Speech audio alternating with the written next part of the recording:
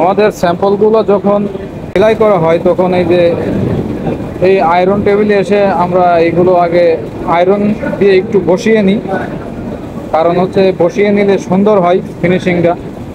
পরবর্তীতে কমপ্লিট হয়ে যাওয়ার পর যাতে কোনো আয়রনের কোনো ঝামেলা না হয়, এই জন্য আমরা এই প্রত্যেকটা পার্টস আয়রন করে নিই। এই পার্টসগুলো এই যে কাঞ্চাই করা হয়েছে, এখন এইগুলো ফিনিশিং করা হচ্ছে। এই প্রত্যেকটা পার্টস আমরা এইভাবে ফিনিশিং করে আমরা স্যাম্পল তৈরি করি, যাতে করে লাস্ট ফিনিশিংটা ভালো হয়।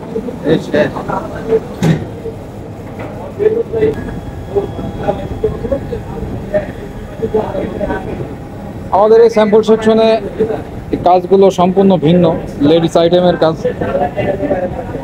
এগুলো পার্টস দেখলেই অনেক লোকের মাথা মতো ঘুরে জায়গা। এটা ভয়ের কোনো কারণ নাই।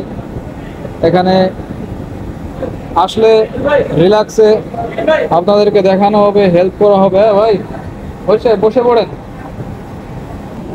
আমাদের এখানে মেয়ে স্যাম্পল ম্যানও আছে, আমাদের এখানে মেয়ে স্যাম্পল ম্যানও লাগবে। কিন্তু ওই যে মেয়ে স্যাম্পল ম্যান একজন দেখছেন যে পাওয়ারফুল, একবারে সেই পাওয়ারফুল, একবারে সারের মতো। আর একজনও আছে ওখানে আয়রন টেবিলে ফিনিশিং করতেছে, একটু আগেই দেখাচ্ছিলাম। আর আমাদের জুয়েল ভাই অনেক ভালো ভদ্রলোক, এই যে টপ স্টিচ দিতেছে। ম্যাডাম এখন যে কাজটা করতেছে এটা হচ্ছে আমরা বলি হচ্ছে সিলিকন, আবার বলি গ্রিপ টেপ, আর স্কিন টেপ, গ্রিপ টেপ। তো এটা সবাই জানে না এটা কিভাবে লাগাইতে হয়। এটা অনেক সময় এই যে নেকের ওখানে থাকে।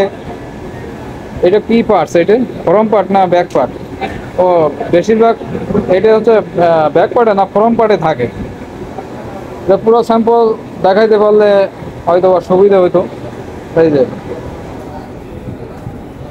ঠিক এইরকম, অনেকে জানে না এগুলো, তো একটু দেখিয়ে দিলাম যে আমাদের ম্যাডাম কাজ করতেছে। আর যদি কোনো ম্যাডাম স্যাম্পল ম্যান থাকেন চলে আসবেন, আমার সাথে যোগাযোগ করবেন, এসে এখানে ইন্টারভিউ দিয়ে চাকরি বাকরি করতে পারবেন।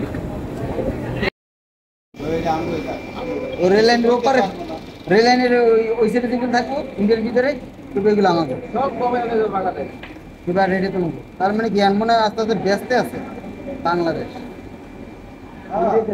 শাসন করবো ইন্ডিয়া আর কয়েকদিন পরে ইন্ডিয়ান কারেন্সি চলবো, বাংলা রুপি যাবো। ভাই শিলাটা কেমন হয়েছে একটু দেখান। সেলাই যেমন ধরুন ভিতরে লাল লাল। উল্টো করেন ভাই।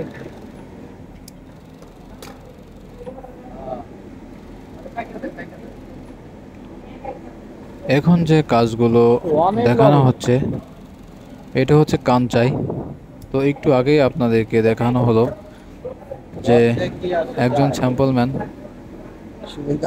ফিনিশিং করছে।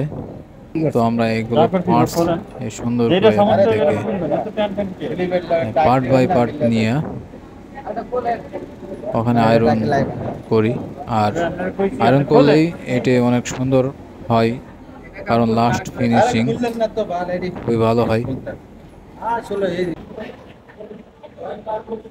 তবে আমাদের এখানে যারা আমার স্যাম্পল ম্যান ভাইয়েরা আছেন সবাই খুব সিনিয়র, প্রায় দীর্ঘদিন যাবৎ এনারা জব করছেন এখানে। এই ফ্যাক্টরির নাম ব্যানারসন অ্যাপারেলস। এটা হচ্ছে মিরপুর 2 নাম্বার স্টেডিয়ামের 1 নাম্বার গেটের একটু সামনে প্রশিক্ষার মোড়। এখানে আসলেই এই ব্যানারসন অ্যাপারেলস বিল্ডিংটি আপনারা দেখতে পাইবেন।